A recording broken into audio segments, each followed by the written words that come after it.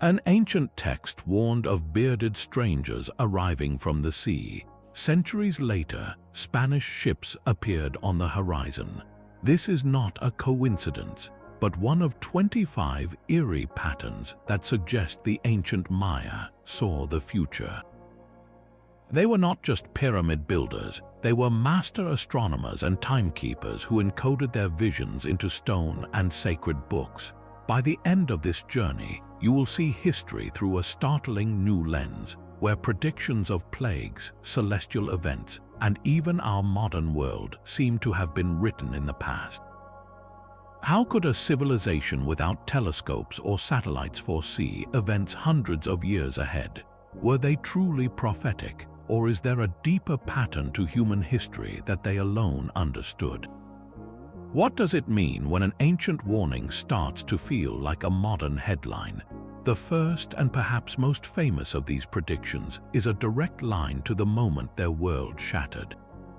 Within the sacred books of Chilambalam, texts written after the conquest but preserving far older oral traditions, a warning echoes through time. It speaks of bearded men arriving from the direction of the rising sun, men who would cross the great water in floating towers. They would bring a new, demanding god, a wooden cross, and with it a period of immense suffering and transformation. For generations, this was a story, a spiritual lesson about the cycles of time and the potential for disruption. Then, in the year 1519, the story walked off the page and onto the beach. When the Maya living along the coast of what is now Mexico first saw the sails of Spanish ships on the horizon, they were not seeing mere explorers. They were witnessing a prophecy materialize before their eyes. The descriptions matched with an eerie precision, bearded men in metal clothing arriving from the east. Their leader, Hernán Cortés, was not just a conquistador to them, he was the literal fulfillment of an ancient forecast. This was not a vague prediction about strangers, it was specific, mentioning the symbols of Christianity they carried and the profound upheaval they would cause. The psychological impact of this cannot be overstated. Imagine watching a centuries-old warning from your ancestors come to life in real time. It created a crisis of faith and power, splitting communities between those who saw the Spaniards as inevitable divine agents and those who rallied to feudal resistance. The prophecy, likely rooted in earlier omens or even tales of shipwrecked sailors, became the framework through which the Maya understood their own conquest. It was a narrative that explained the unexplainable, giving a terrifying order to the chaos of disease, warfare, and cultural collapse that followed. This first prophecy sets a profound pattern, one where history and prediction are not separate threads, but woven into the same unsettling fabric. That conquest was seen as the end of one great cycle, but for the Maya, endings were never final. Their entire cosmology was built on the wheel of time, where eras closed not with a bang, but with a transformation.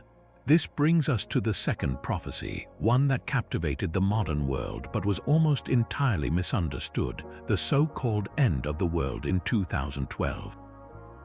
The source was the Maya long count calendar, an incredibly precise system that tracked vast epochs. One of its major cycles, known as a baktan, lasted about 394 years. The calendar pointed to the completion of the 13th baktan on December 21, 2012. In the Western mind, trained on linear stories of apocalypse, this could only mean one thing: a global catastrophe. Hollywood and sensational media spun tales of planetary alignment, rogue planets, and cosmic doom. Yet, to the ancient Maya, this date signified something profoundly different. It was not an expiration date for the planet, but a turning point, a moment of profound renewal. Think of it not as a clock striking midnight, but as a cosmic odyssometer rolling over. It marked the end of a grand cycle of creation, a world age, and the necessary, often turbulent, birth of the next. Their own mythology spoke of previous worlds being destroyed and remade, not by random chaos, but as part of a divine and cyclical process of purification and rebirth. So what actually happened as that calendar cycle closed? While the planet did not crack open, the period around 2012 was undeniably a threshold. It was a time of massive social awakening. The Arab Spring had recently unfolded, a wave of people demanding change. Occupy Wall Street and other global movements highlighted deep economic and social fractures. Conversations about climate change and environmental stewardship surged into the mainstream with new urgency. From a Maya perspective, these might not look like an end, but rather the intense labor pains of a new world age struggling to be born, the old systems and ideas being challenged to make way for something different. The prophecy of 2012, then, came true in a way its original architects would likely recognize, not as a physical destruction, but as a powerful global shift in consciousness, a symbolic end of one way of being and the fraught, uncertain beginning of another. The real prediction was about transformation, not termination, and in that, it resonates more deeply today than any Hollywood explosion ever could. This profound understanding of cycles extended far beyond calendars and into the very heavens above them. While some prophecies foretold societal upheaval, others predicted the motions of the cosmos itself with chilling accuracy. The third prophecy is not one of doom, but of divine order, a testament to their genius written in the stars. Deep within the pages of the Dresden Codex, one of the few surviving Maya books, lies a series of complex numerical tables. To the untrained eye, they are just rows of bars and dots. But to scholars, they reveal something astonishing, precise predictions of solar and lunar eclipses, calculated centuries before the events would darken the sky. This was not guesswork. The Maya astronomers, observing from temple tops over generations, had detected a profound rhythm in the chaos. They understood what we now call the Saros cycle, a period of approximately 18 years and 11 days after which the Sun, Moon, and Earth return to nearly the same relative geometry, and a similar eclipse will occur. By meticulously tracking these cycles, they could project them forward indefinitely. Think of it like hearing a complex song, identifying the repeating chorus, and then being able to hum the exact tune that will play 100 years from now. For the Maya, these celestial events were not mere spectacles. They were potent omens. A solar eclipse or the sun being eaten was a moment of cosmic vulnerability, a time when the sun god was under attack. Predicting it was a matter of supreme importance for the king, who was the earthly conduit to the gods. If he knew an eclipse was coming, he could perform the necessary rituals, make the correct sacrifices, and guide his people through the celestial danger. It was a prophecy of natural order that consistently, unfailingly came true, reinforcing their belief in a structured, predictable universe. Their ability to foresee these events gave them immense power and legitimacy, proving their direct line to the cosmic machinery. So when the moon slowly blotted out the sun on a date their ancestors had inscribed in a book, it was not a surprise, it was a confirmation. Their prophecy was the sky itself, and it always kept its appointment. The sky may have kept its schedule, but the earth below began to break its promises. Their fourth prophecy moves from the cosmic to the terrestrial, a warning written not in stars but in stone and soil, a forecast of hunger. Across numerous Maya city-states, inscriptions on monuments began to speak with a new and urgent tone. They recorded not just the deeds of kings but pleas to the gods for rain, descriptions of withered crops, and foreboding mentions of coming hardships. One stela from the city of Yaxchilan ominously mentions a period they called the 3 Catons of Doom, a 60-year span prophesied to bring drought and suffering. For a long time, historians saw this as metaphorical, a spiritual warning about the cyclical nature of fortune. Then, science provided a startling confirmation. Researchers drilling into the sediments of lakes across the Yucatan Peninsula, like Lake Chichen Canab, uncovered a climatic diary stretching back millennia. The layers of mud told a clear and brutal story. Right around the time of the classic Maya collapse between 800 and 900 AD, the region was struck by a series of severe multi-decade droughts.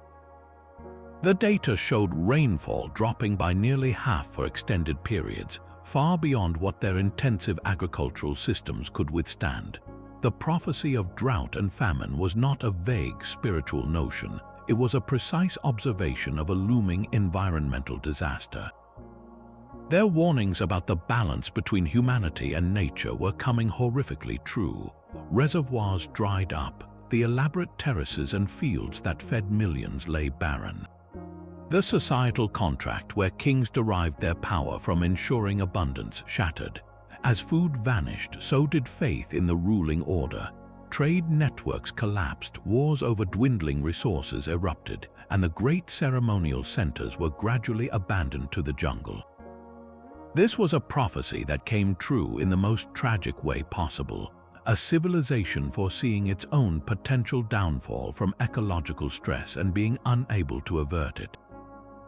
When we read their inscriptions today, they echo with a chilling familiarity.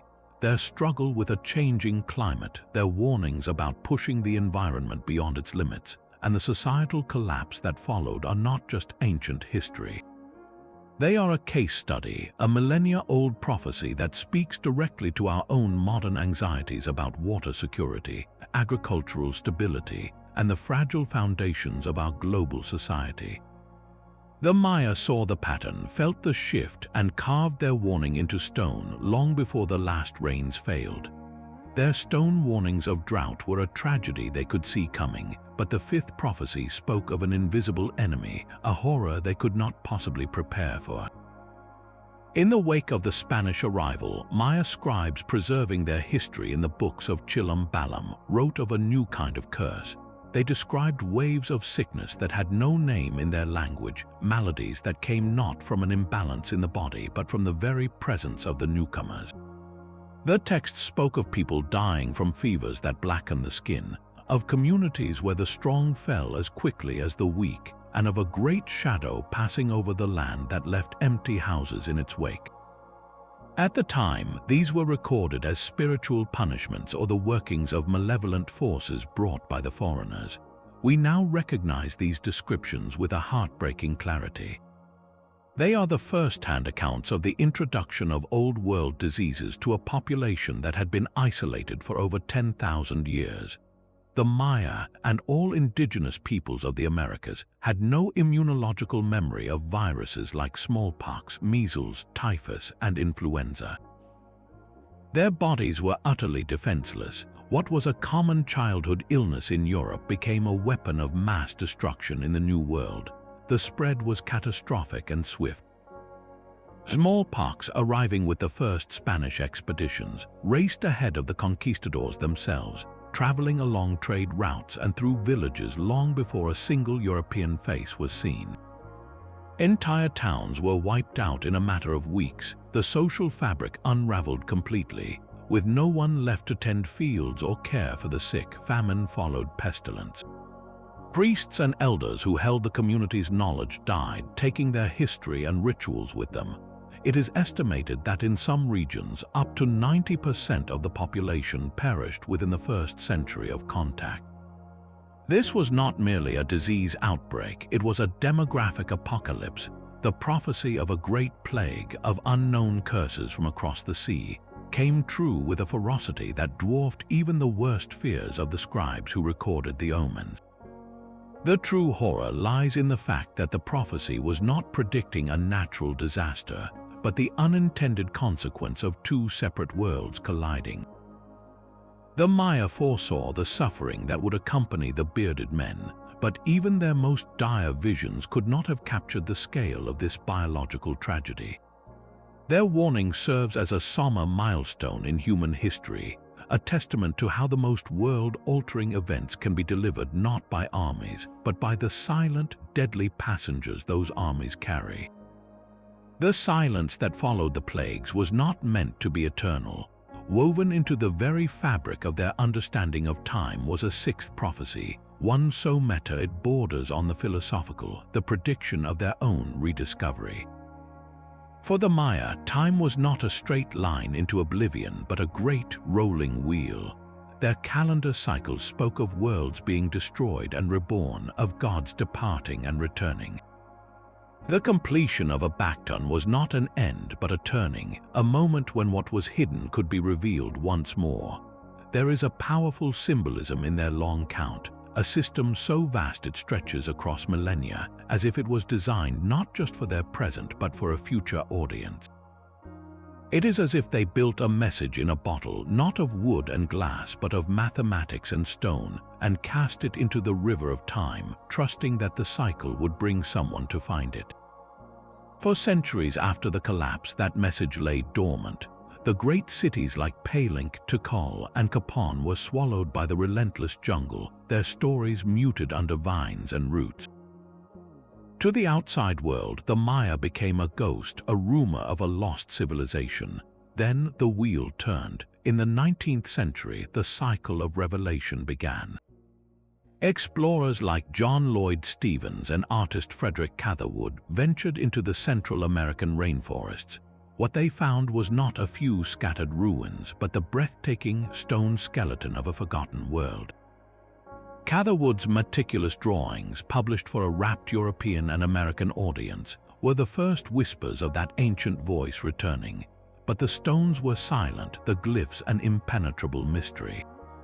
The prophecy needed its decipherers. Throughout the 20th century, a slow, painstaking intellectual revolution took place. Scholars like Tatiana Proskouriakov, Heinrich Berlin, and later David Stewart and Linda Scheel began to crack the code. They realized the inscriptions were not just cryptic calendars and priestly mumbo-jumbo, they were history. They recorded the births, wars, alliances, and deaths of actual kings and queens.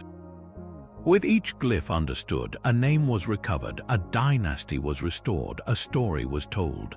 The Maya were speaking again. This was the prophecy fulfilled, not of a physical return, but of a cultural resurrection.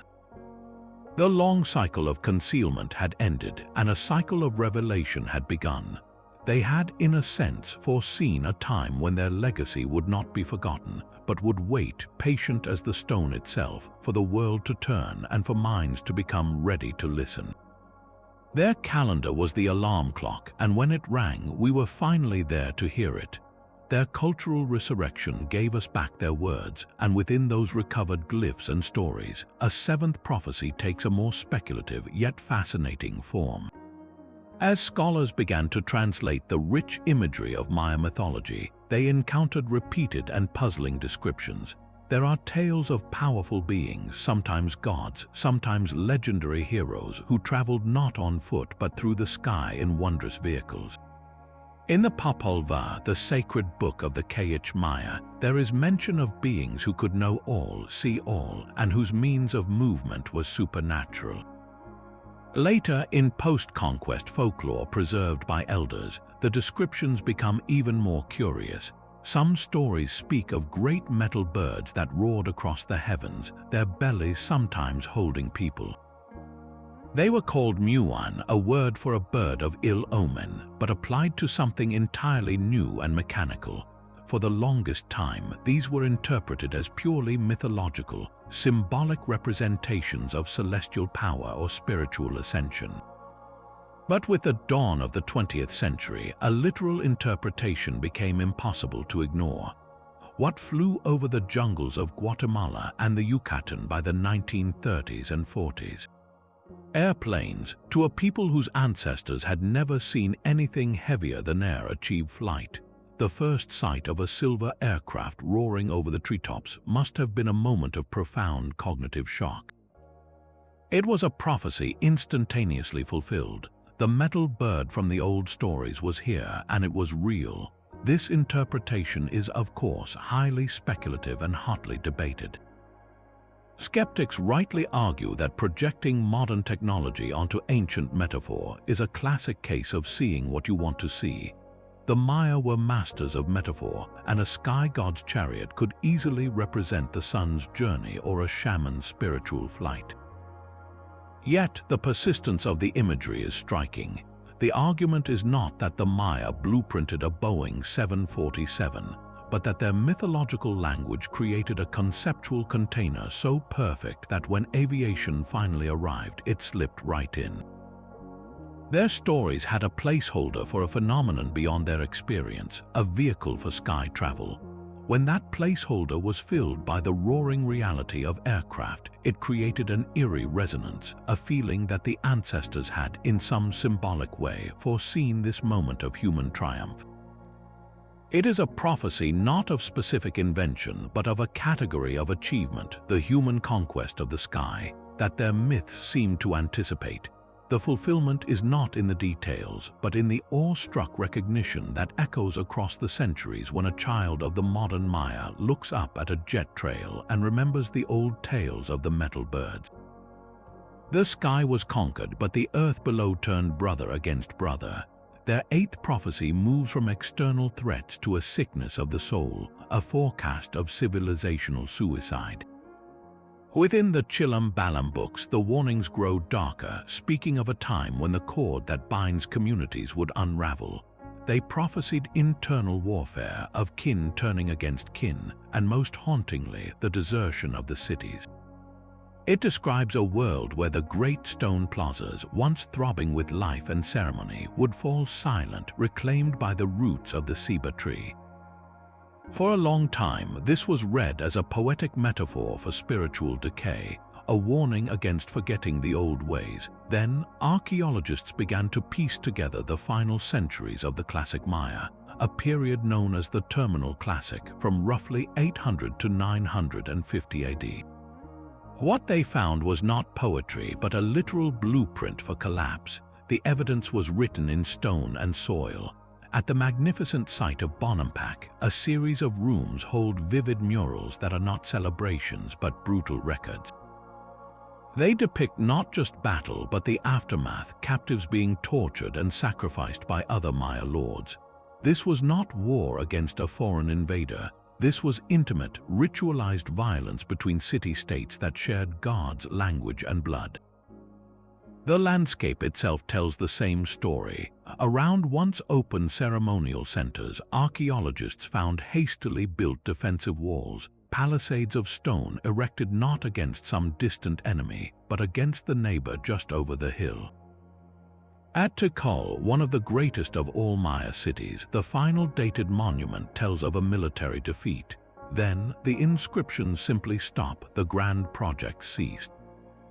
The population dwindled. Slowly, then all at once, the city was abandoned. The same story played out at Palenque, at Kapan, at Calakmul. The great houses of stone were left to the jungle. The prophecy of desertion had come to pass with terrifying precision. This internal warfare was likely the final, fatal symptom of a deeper crisis. As the prolonged droughts we discussed earlier strained resources, the competition for water and fertile land turned fierce. The social contract, where a king's divine right to rule was justified by his ability to ensure prosperity, shattered. When the rains failed, faith in the ruler failed with them. Alliances broke, petty wars escalated into existential conflicts. The prophecy then was a diagnosis. The Maya scribes, observing the escalating cycles of raid and retaliation, the breakdown of trade and the spreading fear, were not just predicting events, they were identifying the fatal flaw in their own political system.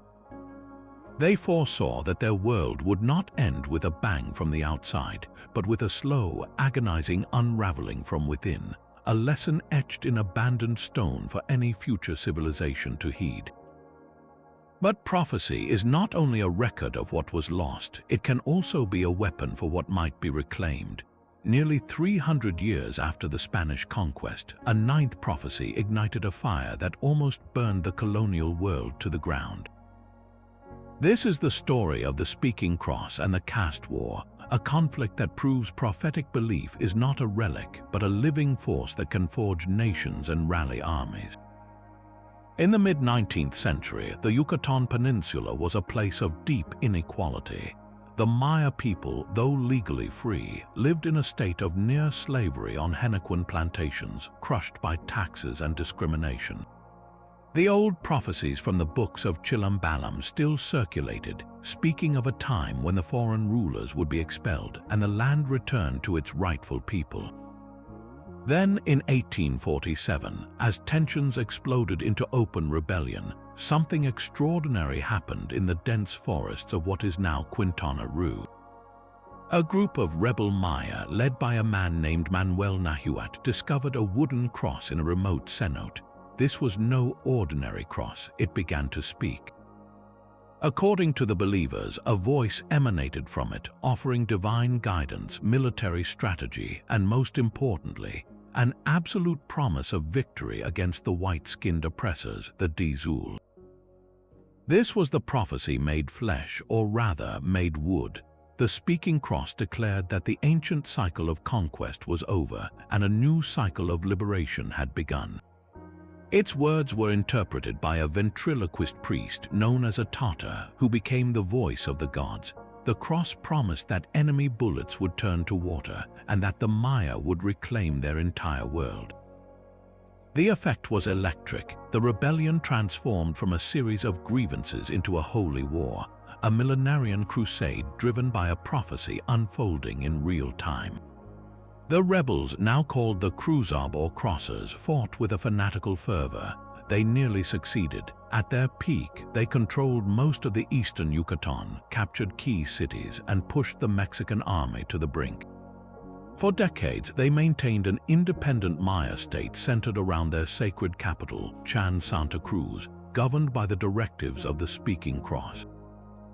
This was not a vague prediction, it was a precise operational prophecy that commanded armies, shaped political structures, and sustained a society for over 50 years.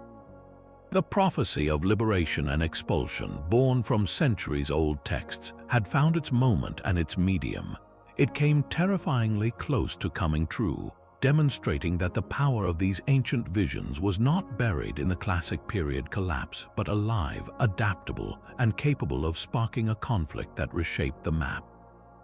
The caste war shows us that a prophecy is most dangerous and most potent when people believe it is speaking directly to them, telling them the future is not fixed, but something they can seize and fight for. While the speaking cross commanded a holy war on earth, the ancient Maya believed the ultimate authority for battle came from a cold, brilliant light in the dawn sky. Their 10th prophecy moves the theater of war from the jungle to the cosmos, with Venus as its ruthless general. To the Maya, Venus was not a peaceful morning star. It was Chak-Ek, the great star, an entity of immense and volatile power directly associated with the god of war and rain, Keyakulkan. Its movements were not just astronomical data, they were a divine battle plan. Within the pages of the Dresden Codex, we find meticulous tables that track the complex synodic cycle of Venus, the 584 days it takes for the planet to return to the same position relative to the Sun and Earth. But these tables are far more than a calendar. They are a book of military prophecy. Specific phases of Venus, particularly its first appearance as the morning star after a period of invisibility, were marked with ominous glyphs and images. Some pages show the rain god hurling spears from a celestial temple, while others depict the death god presiding over the star. The text explicitly links these appearances to outcomes for kings and nations, foretelling times of great fortune or catastrophic defeat in warfare. This was not passive stargazing, it was an active command structure from the heavens. A king consulting his priests astronomers would be told the exact date Venus would re-emerge as the morning star. That date was a prophecy in itself, a pronouncement from the war god about the cosmic suitability for conflict. If the omen was favorable, it became a self-fulfilling decree. We have historical inscriptions that show this prophecy in action. A ruler from the city of Dos Pilas launched a major military campaign explicitly timed to coincide with a heliacal rising of Venus. Another king from Karakol recorded a victorious war that began on a date perfectly aligned with a key position of Venus in the Dresden Codex tables. The prophecy of victory came true because the king acted to make it true, marshalling his armies under the perceived divine mandate of the great star. Conversely, an unfavorable Venus prophecy could paralyze a city-state, making them reluctant to defend themselves or launch preemptive strikes, which in turn could lead to their defeat. This creates a fascinating loop where celestial observation shapes human action, and human action then validates the celestial prophecy. The Maya did not just predict the motions of a planet, they built an entire philosophy of power and conflict around its rhythm, turning the cold mechanics of orbital cycles into the living, breathing heartbeat of empire. Their warfare was, in a very real sense, a performance dictated by the sky, and the outcomes on the ground proved to them that the prophecies were eternally correct. Venus may have dictated the rules of war, but a deeper, more enduring prophecy spoke to the very soul of a people facing extinction. The 11th prediction is one of astonishing cultural alchemy, a forecast not of destruction but of profound synthesis. Long before the first Spanish cross was raised, Maya cosmology held a powerful concept, the idea that worlds could layer upon one another, that new cycles did not erase the old but transformed them. This philosophical bedrock became a prophecy of survival. When the conquest imposed a new god and banned the old rituals, the Maya faced an existential choice: vanish or adapt. They chose a third path, one their ancestors might have foreseen. They merged the streams. This is syncretism, the blending of beliefs into something entirely new, and it is the living, breathing fulfillment of an ancient forecast of resilience. Look at the Day of the Dead, or Hanul Pixen as it is known in the Yucatan. On the surface, it aligns with the Catholic All Saints and All Souls days. But at its heart, it is a pure Maya concept: the elaborate altars, the offerings of food and drink for the departed, the marigold pathways to guide the spirits, all echo the ancient veneration of ancestors, the belief that the dead remain an active part of the community. The Catholic framework provided a permissible shell for a much older, enduring truth. Then there is the enigmatic figure of Maximon, also known as San Simon, a folk saint venerated in Guatemalan highland towns. He is depicted as a man in a suit and hat, often smoking a cigar, a figure of both reverence and mischief. Maximon is a direct fusion, a pre-Columbian earth god, possibly the trickster deity Mam, who has been clothed in the garments of a Catholic saint. He has petitioned for protection, but also for favors relating to vice and worldly matters, a complex figure the Spanish priests never intended but the Maya psyche required. Even the standard Catholic saints underwent a transformation. Saint Thomas in many Maya villages is not just the apostle, he is often identified with Keyakulkan, the feathered serpent god of wisdom and wind. The saint's feast day becomes a celebration of the ancient deity, his iconography subtly blending with serpentine motifs. This was not a surrender of identity, it was a strategic, brilliant preservation. The prophecy of synthesis came true in every whispered prayer that began with a Christian god and ended with the name of a Maya mountain spirit, in every church built upon the stones of a toppled pyramid, redirecting the sacred energy of the place rather than dispersing it. The old gods did not die, they simply learned to speak a new language, wearing the masks of saints to continue their watch over the people. This cultural prophecy ensured that the Maya soul, though forever changed, would never be broken, flowing into the future like a great underground river, invisible on the surface but shaping the entire landscape above. While their gods learned new names, the Maya vision of a connected world remained rooted in a single, sacred idea. The 12th prophecy moves from cultural survival to a cosmic blueprint, one that seems to eerily map onto the nervous system of our modern age. At the center of the Maya cosmos stood the Wakachan, the world tree, most often envisioned as a great ceiba tree. Its roots plunged into the dark waters of the underworld Xibalba. Its mighty trunk passed through the middle world of humans and animals, and its flourishing branches reached into the heavens, holding up the sky. This was not just a symbol of life, it was a literal axis of communication, a conduit through which spiritual energy, prayers, and the souls of the dead could travel between all layers of existence. The tree connected everything. Kings would perform rituals dressed as the world tree, embodying this living channel between realms. Now, let's take a creative leap across centuries.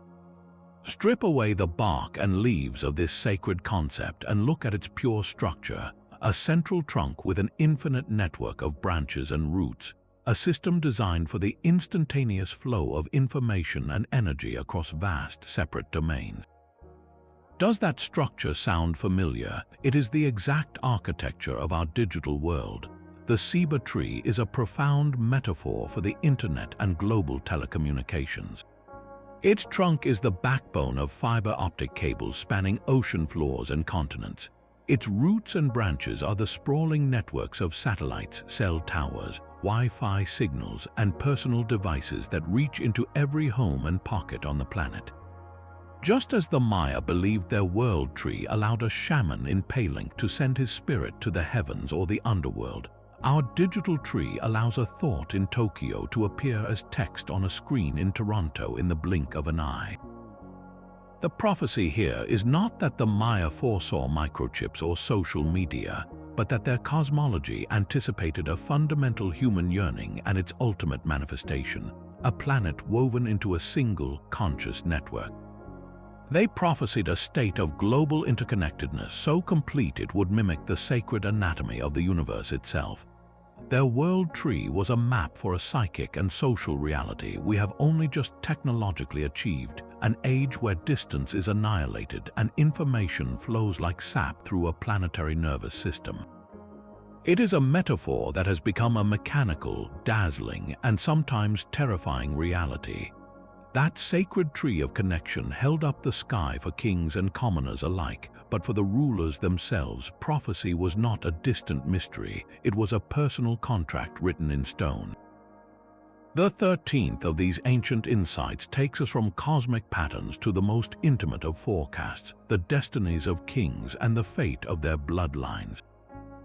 Across the plazas of Maya cities, towering stone slabs called stelae stood like divine billboards. Their intricate carvings were not just art, they were political propaganda and sacred promise fused into one. A new king, upon his accession, would commission a stela. It would show him in resplendent regalia, often standing over captives or performing a ritual. But the text, written in elegant glyphs, did more than boast, it prophesied. The inscriptions would declare that under his reign, the gods would grant abundance, that he would secure great victories, and that his dynasty would endure for generations. This was a public oath, a forecast of prosperity that the king was obligated to fulfill. The most famous of these kingly destinies revolves around Kayinish Janub Pakal, known as Pakal the Great of Palenque. His story reads like a prophecy engineered from birth. Born into a city weakened by military defeats, his mother ruled as regent until he came of age. The monuments they erected tell a tale of divine restoration.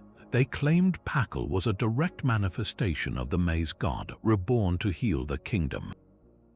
His long reign, from about 615 to 683 AD, was presented as the fulfillment of that prophecy, and by all archaeological evidence it was. Under Pakal, Palenque transformed from a battered city into a glittering center of art and architecture, culminating in his magnificent burial temple, the Temple of the Inscriptions. His prophecy of renewal came spectacularly true, cemented in stone and jade. But for every prophecy of ascension, there was an implied shadow, the prophecy of an end. These were rarely written explicitly, for what king would commission a monument to his own failure? Instead, they are heard in the sudden silence. Take the great city of Tikal. Its final dated monument, Stela 11, was erected in 869 AD. It records a ruler named Jasor Chan Kayawil II performing a ritual. The carving is crude, the artistry a pale echo of Tikal's golden age. After this date, the stone falls silent. No more monuments, no more grand constructions.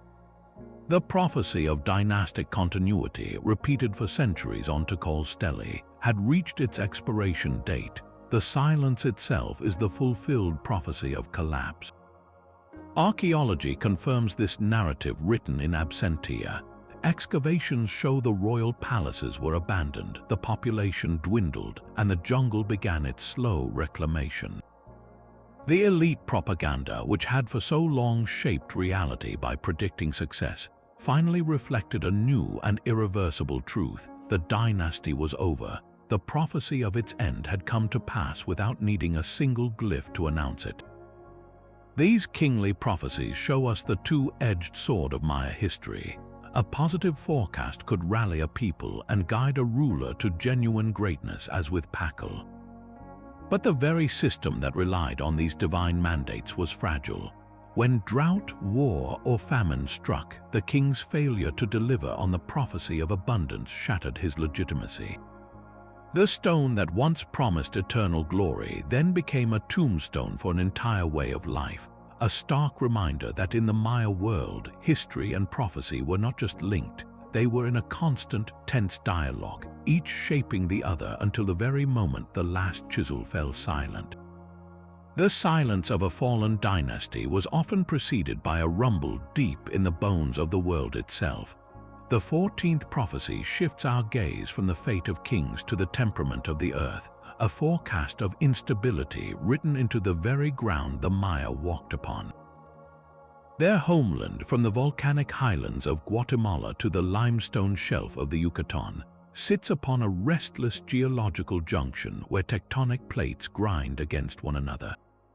Earthquakes were not a rare occurrence, they were a constant, terrifying feature of life. And within their rich mythology and surviving texts, we find clear echoes of this reality interpreted as divine communication. The earth shaking was a powerful omen, a message from the gods, and often a prelude to great change. In the Popol Vuh, the foundational epic, the very creation of the world is preceded by a primordial undoing, a great shifting and quaking of the formless void.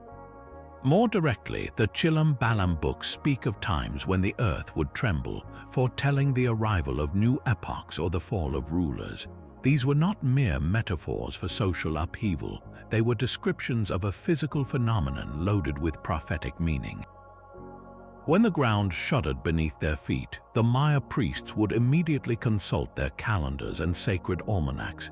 They believed such events were tied to the movements of celestial bodies and the closing of specific time cycles.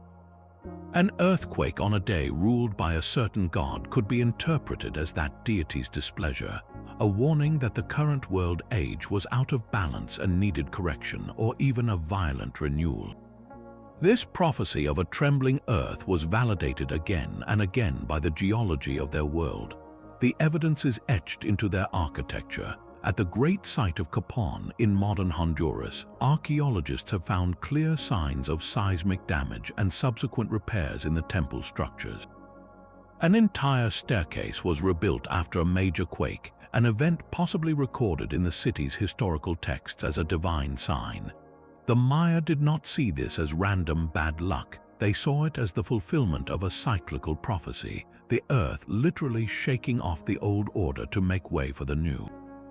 Their architectural response is telling. They did not abandon these sacred spaces after a quake. They painstakingly rebuilt them, often on the same unstable ground. This was an act of profound faith, a literal reaffirmation of their covenant with the gods of the underworld and the sky. By rebuilding, they were participating in the prophecy, acting out the cycle of destruction and creation that their myths described. The unstable earth was not a flaw in their world, it was a central character in it, a force that periodically cleansed and renewed, just as their calendars foretold. In this way, every tremor was a confirmation, a physical manifestation of their cosmic belief that stability is an illusion, and that true order emerges from a pattern of sacred, necessary upheavals. The earth could shake their temples, but it could not silence their words. This leads us to a 15th prophecy, one that is being written today, not in stone, but in living breath and classroom chalk. It is the unspoken forecast of a language's return. For centuries after the conquest, the ancient glyphs were a dead script, and the many Mayan languages were pushed to the margins, suppressed by governments that saw them as backward. The prophecy seemed to be one of erasure, a slow fading into silence. Yet, woven into the very fabric of their storytelling was an implicit promise of resilience, that the essence of a people is carried in its speech, and that essence is nearly impossible to kill. That promise is now coming true in a vibrant modern movement. Today, across Guatemala, Mexico, Belize, and Honduras, over 6 million people speak one of the more than 30 Mayan languages as their mother tongue. This is not just preservation, it is a dynamic revival. In Guatemala, the Academy of Mayan Languages of Guatemala works tirelessly to standardize alphabets and promote bilingual education. In the Yucatan, Maya is taught in schools, and radio stations broadcast news and music in the ancestral tongue.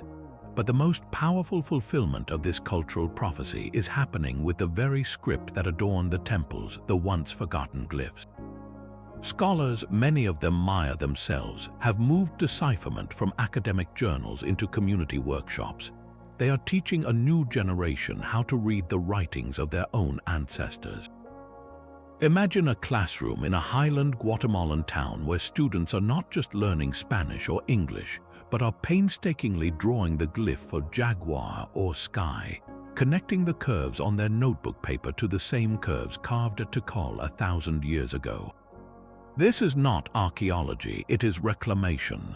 Local artisans are incorporating glyphs into their weavings and pottery, not as mysterious decorations, but as legible statements of identity.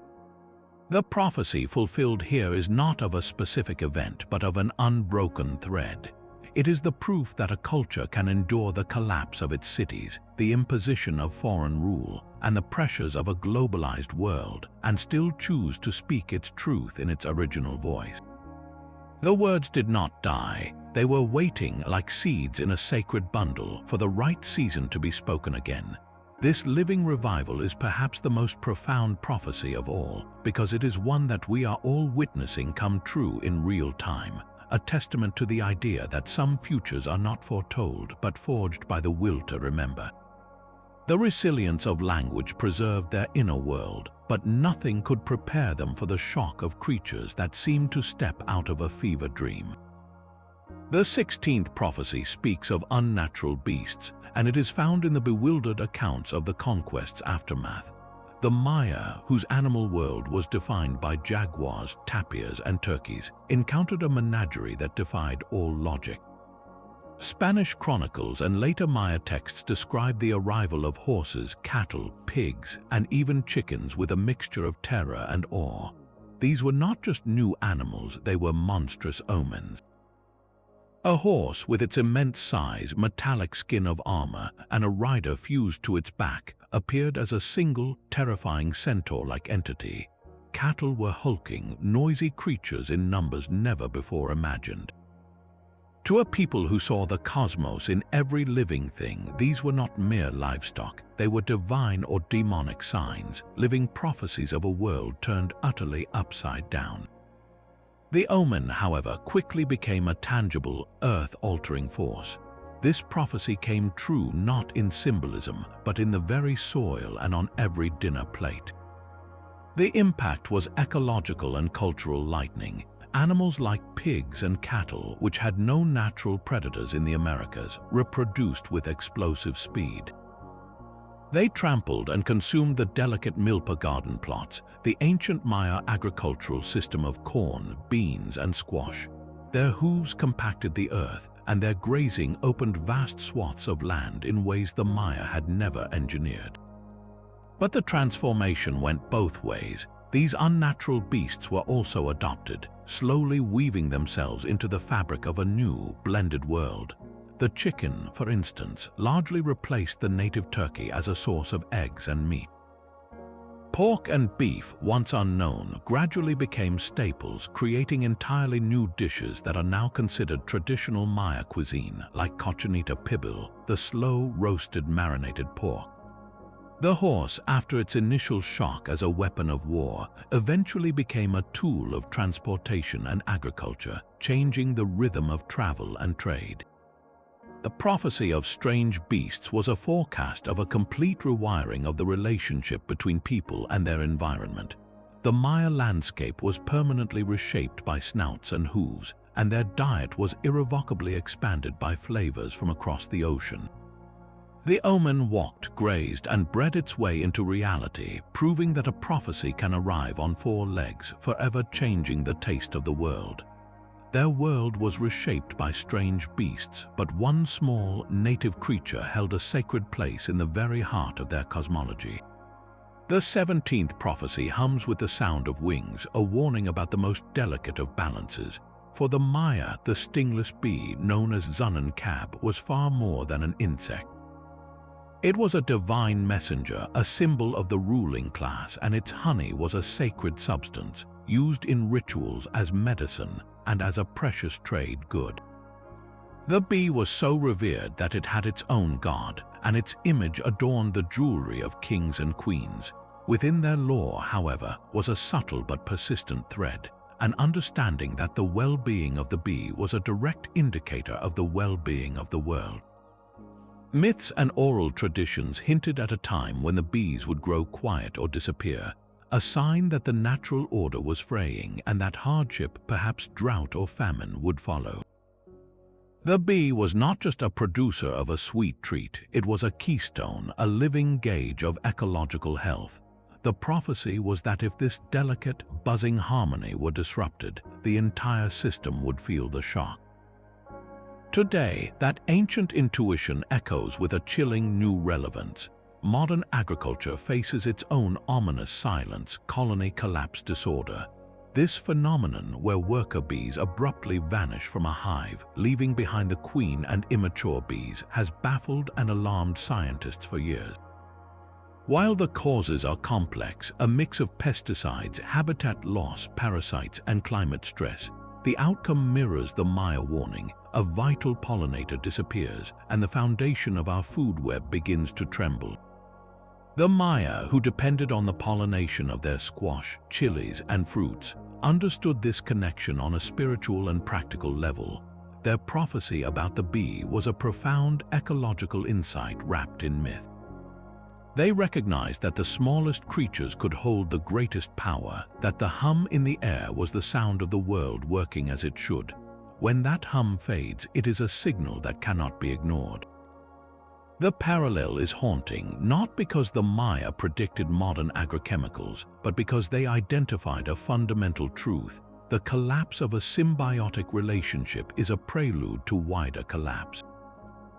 Their reverence for the bee was a form of prophecy, a forecast that mistreating the smallest links in the chain of life would eventually break the chain itself.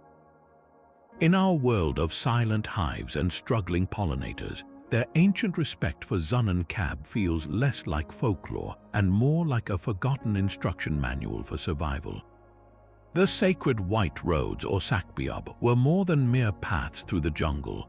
They were expressions of power and unity, raised causeways of limestone plaster that gleamed under the sun, connecting temple cities across the forbidding landscape. These roads were the lifeblood of the Maya world, allowing for the movement of armies, traders, and pilgrims, binding separate city-states into a shared, albeit competitive, civilization. In their cosmology, such a tangible connection between sacred centers must have felt like stitching the very body of the world together. It is not difficult to imagine that within their lore there existed a grander vision, a prophecy of connection on an unimaginable scale. Perhaps there were stories or priestly speculations about a time when the white roads would stretch beyond the horizon, farther than any merchant or messenger had ever traveled, linking not just cities but entire worlds. That prophetic vision of distances conquered by human ingenuity now rolls in asphalt and concrete across the very lands they walked. Look at the Pan-American Highway, that colossal engineering feat that runs from the tip of Alaska to the southern reaches of South America. Its route through Central America cuts directly through the heart of the ancient Maya realm, where a sakbi once connected Tikal to Uaxactun. A modern highway now connects Guatemala City to Flores. The scale is almost incomprehensible to the ancient mind, yet the function is eerily similar. The Maya roads moved tribute and troops, the modern highways move goods and commuters. Both represent a human desire to overcome geography, to make the vast and wild knowable and traversable. This is not a prediction of internal combustion engines, but a prophecy of connection itself. The ancient white roads were a prototype, a statement of intent written in stone and plaster. The modern grid of highways, railways, and even flight paths that blankets their homeland is the ultimate fulfillment of that intent. The prophecy was about the shrinking of a world, the drawing together of distant peoples and places. Today, you can drive or fly across regions that would have taken a Maya trader months to traverse, passing over the buried stones of their sacred causeways without even knowing it. The land is still being connected, just as some long-forgotten seer might have dreamed, but now by rivers of steel and asphalt that carry the pulse of a global age. The white roads connected cities, but they could not protect the fields that fed them. Prophecy 19 digs deeper than drought into the very relationship between seed and soil. In their sacred texts and oral wisdom, the Maya preserved warnings about more than just a lack of rain.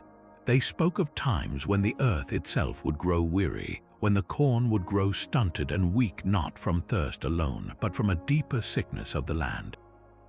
This was a prophecy of agricultural collapse, a forecast that disrespect for the balance of planting and fallow would reap a harvest of hunger. For the classic Maya, this was not a distant myth, it was a slow-motion reality they likely witnessed. Their magnificent cities were supported by an intensive farming system that pushed against ecological limits. To feed millions, they cleared vast tracts of forest for milpa plots. Over generations, without modern fertilizers, the tropical soils, thin and nutrient-poor to begin with, became exhausted. Worse, deforestation on hillsides led to catastrophic erosion. With every heavy rain, the lifeblood of the topsoil would wash away, silting up the reservoirs they depended on during dry spells. The prophecy of harvest failure was coming true through a process they could see but perhaps not fully stop. The great cities were literally eating the land that sustained them. Centuries later, under colonial rule, a different but eerily similar agricultural prophecy fulfilled itself. The Spanish introduced the hacienda system, vast plantations dedicated to single crops for export like sugar or henequen. This was the brutal birth of monoculture. The deep, ancient wisdom of the milpa, where corn, beans, and squash grew together supporting each other and the soil was abandoned. The land was worked relentlessly, season after season, with no rest. The result was the same: exhausted soil, vulnerability to pests, and eventual collapse in fertility. The prophecy of famine following agricultural disrespect wrote itself a second, grim chapter. In both eras, the warning was validated: a society that views the land as an infinite resource to be mined, rather than a living partner to be nurtured, sets a timer on its own survival. The Maya, in their way, foresaw this cycle. Their connection to the maize god was not just spiritual, it was profoundly practical, a recognition that their lives were literally woven from the same fabric as the earth. When that fabric frayed, their world unraveled. This ancient prophecy echoes in our modern concerns about topsoil loss, industrial farming, and food security. It suggests a truth that transcends centuries. The most reliable prediction of all may be that how we treat the ground beneath our feet ultimately determines the fate of everything built upon it. The earth could grow weary, and the people who worked it could be bound in chains of debt and obligation. This brings us to a 20th prophecy, one of the most direct and devastating in its fulfillment, the forecast of foreign rule. Within the pages of the Chilam Balam, the warnings are stark and unambiguous. They speak of a time when the descendants of the original people would live under the shadow of foreign lords, when they would be forced to pay tribute, not to their own kings, but to distant masters whose language and gods were alien. This was not a vague spiritual metaphor, it was a precise political prediction of subjugation. For centuries after the conquest, this prophecy wrote itself into the daily anguish of Maya life through two brutal systems, the encomienda and the republic. The encomienda was a grant from the Spanish crown that gave a colonist the right to demand labor and tribute from a designated group of indigenous people.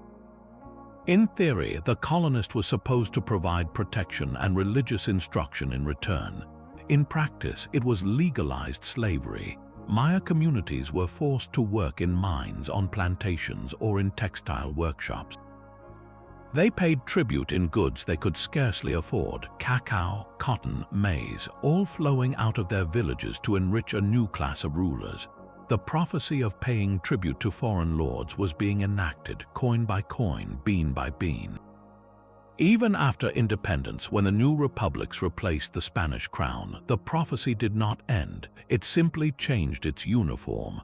The liberal reforms of the 19th century often stripped Maya communities of their remaining communal lands, pushing them into debt peonage on vast coffee or henequen plantations. The tribute was no longer paid to a single encomendero, but to the hacienda owner, the local magistrate, and the state itself through taxes and mandatory military service.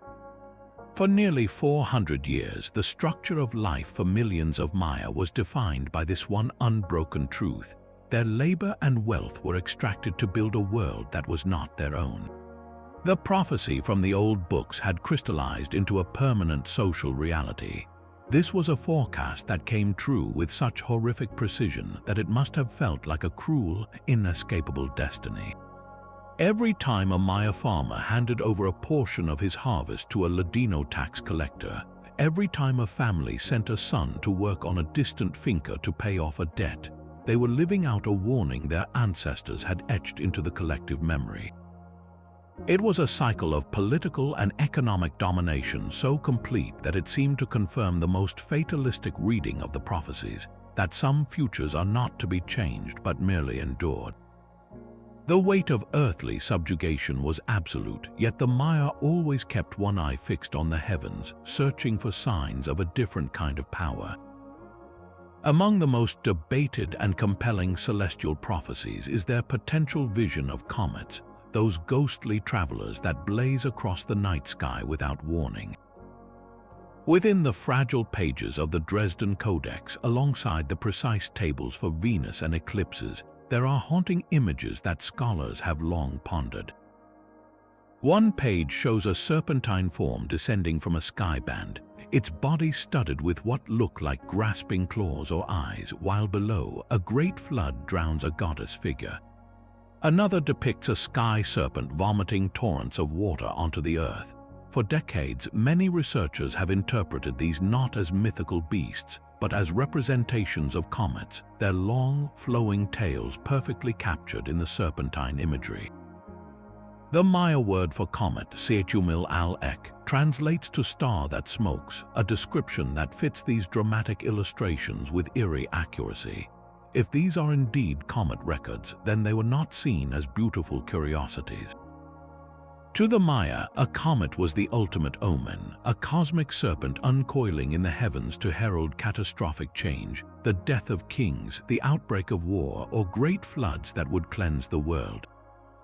It was a prophecy written in fire and ice against the dark canvas of space. This idea finds a breathtaking parallel in one of history's most famous celestial visitors, Halley's Comet. Its orbit brings it into Earth's view roughly every 76 years, a timetable the Maya, with their mastery of long cycles, could potentially have deduced from generations of observation.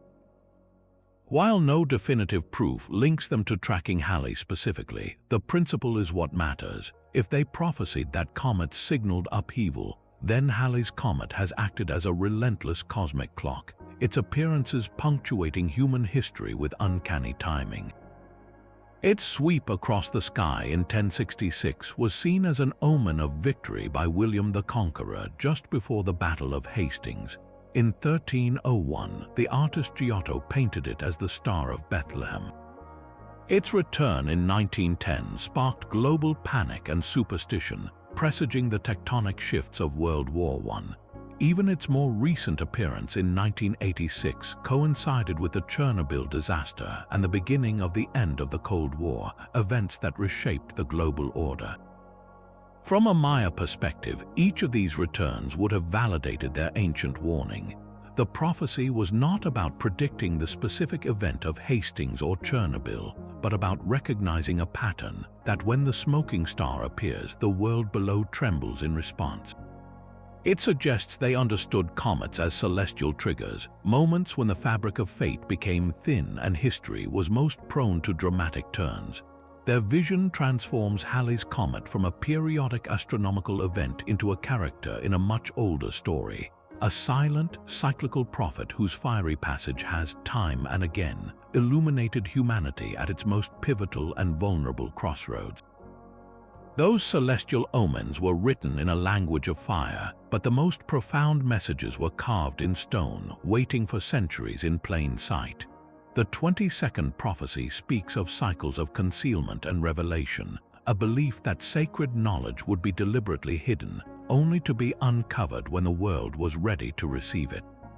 This was not about lost treasure, but about lost meaning. For generations after the collapse, the great stelae and temple inscriptions stood mute. The intricate glyphs were not just unreadable to outsiders, they were actively misinterpreted as mere decoration or primitive picture writing. The knowledge was there, but it was hidden behind a veil of time and misunderstanding, just as the old prophecies suggested it would be. The true fulfillment of this prophecy began not with a dramatic excavation, but with a quiet intellectual revolution in the mid-20th century. For decades, the academic consensus was that the Maya glyphs were purely astronomical and calendrical, incapable of recording true history. The man who shattered this dogma was a Soviet linguist named Yuri Norizov.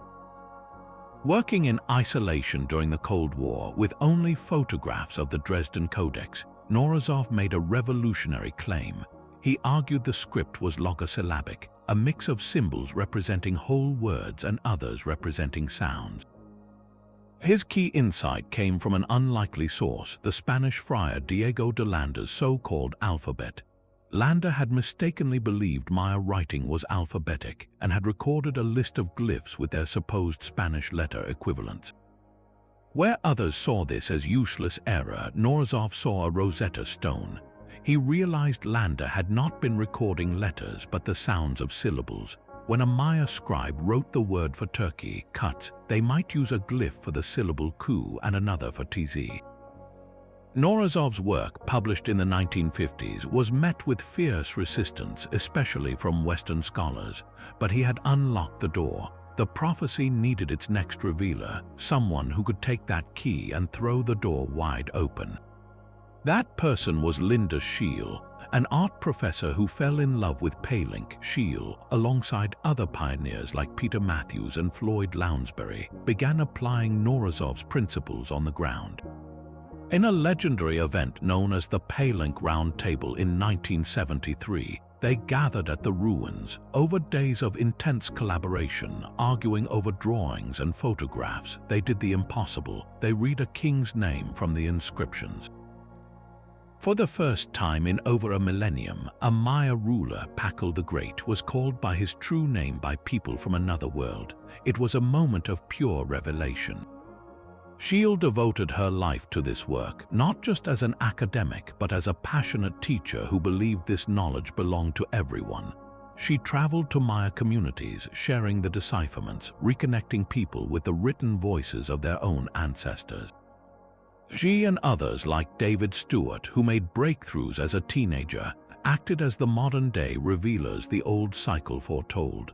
The prophecy was that understanding would come at the proper time, and the proper time was when a combination of stubborn genius, collaborative spirit, and new technology converged.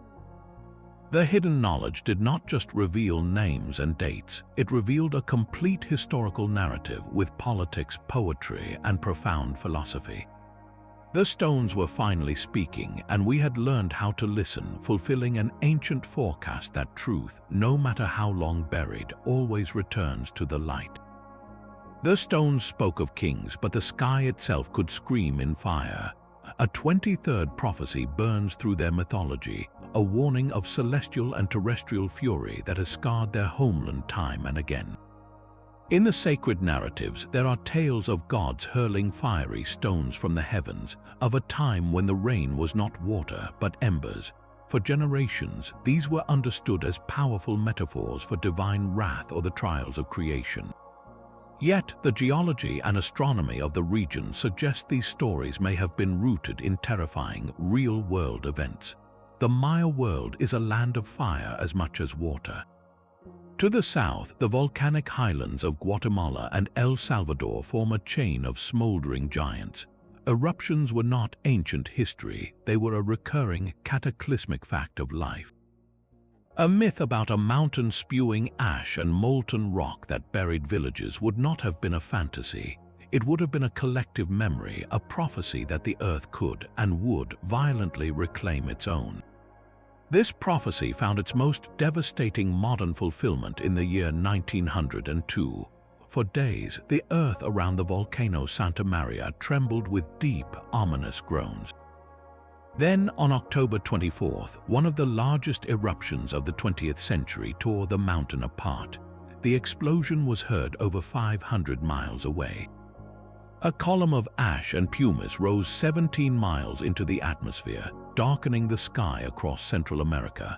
Pyroclastic flows, those avalanches of superheated gas and rock, raced down the slopes, obliterating everything in their path. The nearby coffee plantations and towns were utterly destroyed. Thousands perished in an instant, and the resulting ash fall crippled agriculture for years.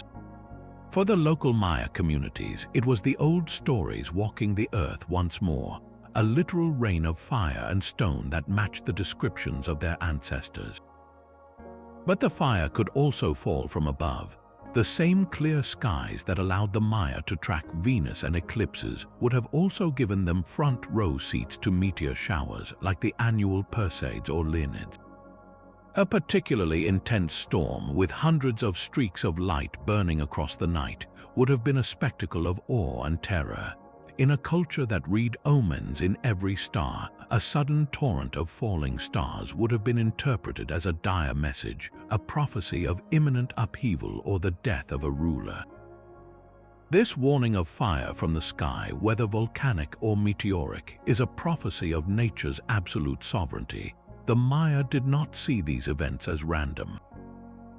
They were integral parts of the cosmic balance, moments when the boundaries between the world of humans and the realm of raw, creative, destructive power dissolved. Their rituals and calendar systems were in part an attempt to commune with these forces, to appease them, and to predict their cycles. The eruption of Santa Maria and every rumbling volcano and dazzling meteor shower since stands as a stark validation of their deepest respect for a world far more powerful than any human kingdom. It is a prophecy that reminds us our greatest structures are temporary and that the ground beneath our feet and the sky above our heads hold the final word. The feathered serpent casts the longest shadow in Mesoamerican memory. Our 24th prophecy is perhaps the most consequential of all, a story so powerful it could topple an empire with a single misunderstanding. This is the prophecy of the return of Kukulkan, known to the Aztecs as Quetzalcoatl, the plumed serpent god of wind, wisdom, and creation. Across the highlands and coasts for centuries before any European sail appeared, a potent myth circulated. It told of the god's departure by sea, sailing eastward on a raft of serpents, but with a solemn promise. He would return one day in a specific year from the very direction he had left. This was not a vague legend, it was a precise expectation woven into the calendar and the political psyche of an entire civilization. The year was tied to the Aztec calendar cycle called One Reed, a date of profound significance. For the Aztec Emperor Moctezuma II, ruling from the magnificent island city of Tenochtitlan, this prophecy was a matter of state security. His priests and astrologers watched the omens with growing dread as strange signs were reported: comets, mysterious fires in the lake, and the sound of a weeping woman at night. Then, in the year One Reed, 1519, messengers raced to the capital with impossible news. Bearded men in floating towers had landed on the eastern coast. Their leader, Hernan Cortés, wore gleaming metal, a substance that shone like the scales of a serpent. He arrived in the precise year foretold, from the exact direction promised. To Moctezuma, this was not an invasion, it was a divine fulfillment. The prophecy had come true, and the returning god was here. This belief paralyzed the Aztec response at the most critical juncture. Moctezuma, convinced he was facing a deity, initially welcomed Cortés into the heart of his empire, offering gifts and lodging rather than mobilizing his vast armies for immediate, overwhelming defense. He was trapped by his own faith. The prophecy created a fatal hesitation, a crack in the imperial will that Cortés, a ruthless and brilliant opportunist, exploited with perfect precision. He was not a god, but he played the part when it suited him, using Moctezuma's belief to manipulate, sow discord among rival city-states, and ultimately orchestrate the empire's downfall from within. This is the ultimate example of a prophecy that shaped history because people believed it was true. It was a self-fulfilling cataclysm. The cultural collision was not just between steel and obsidian, but between two entirely different frameworks of reality. The Spanish saw a land to conquer and souls to convert. The Aztecs saw a cosmic script playing out, with Cortés as a divine actor whose role they felt compelled to honor, even as it led them to ruin. The tragedy is that the prophecy itself was likely a misunderstanding from the start. Scholars suggest the original Quetzalcoatl was likely a historical Toltec priest-king who was exiled and vowed to return. Over centuries, the man became myth, and the myth became a trap. The real power of this 24th prophecy lies not in its accuracy, but in its potency. It demonstrates that the stories a culture tells about its own future can become the very architecture of its fate. When the sails finally appeared on the horizon, they were not just carrying men, they were carrying an ancient story, and that story proved more devastating than any cannon. That final, fatal prophecy for the Aztecs was built upon a single, linear expectation, a god returning once. But the Maya worldview from which that story partly sprang held a deeper, more enduring truth. The 25th and ultimate prophecy is not about a specific event, but about the very nature of reality itself. It is the prophecy of cyclical renewal. For the Maya, time was not a straight line marching toward an end. It was a great, sacred wheel spinning through ages of light and darkness, creation and dissolution. The completion of a calendar cycle was not a stop but a turn, a moment where the world was symbolically destroyed only to be cleansed and reborn. This was their most fundamental forecast, that after every collapse, a new beginning was not just possible, it was cosmically guaranteed. And this is the prophecy we can see being fulfilled all around us, not in the past but in the vibrant, resilient present. Look at the living Maya communities themselves. They endured the collapse of their classic cities, the trauma of conquest, centuries of subjugation, and the pressures of the modern world, yet they did not vanish. Their languages are being revitalized in schools and on the radio. Their ancient glyphs are being read again by their own descendants. Their traditional weaving patterns, each one a story, are sought after as art. This cultural revival is not a coincidence, it is the wheel turning. The period of darkness, the long winter of their history, is giving way to a spring of reclamation. The prophecy of renewal is written in the determined faces of Maya activists fighting for land rights, in the hands of scribes relearning the old scripts, and in the ceremonies that still bind communities to the land and the sky. We see it in the eternal cycles of nature they so closely observed. The dry season always yields to the rains. The forest reclaims the stone plazas, not as a defeat but as a return. Even the cenotes, those sacred wells, are constantly renewed by hidden rivers, a perfect metaphor for a culture drawing strength from deep, unseen sources. This philosophical prophecy offers a radical kind of hope. It tells us that decline is never permanent, that collapse contains the seeds of its own regeneration. In our own era, facing ecological and social fractures that feel apocalyptic, the Maya perspective is a vital corrective. It suggests that our linear fear of an ultimate end may be the wrong story. The true pattern is one of rhythm, of seasons within civilizations. The great wheel turns, and we are living through one of its turns right now. The most profound prediction of all was that life, in all its forms, is stubbornly, beautifully resilient, and that the future is not a cliff, but a circle, forever offering another chance to begin again. 25 threads woven across centuries, from the concrete to the cosmic. We have traced the arrival of bearded strangers and the precise timing of solar eclipses, witnessed in stone the forecast of drought and the celestial command for war.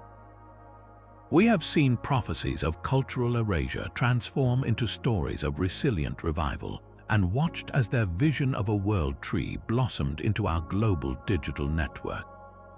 Each fulfillment, whether literal or symbolic, points not to magic but to a profound and disciplined observation of patterns.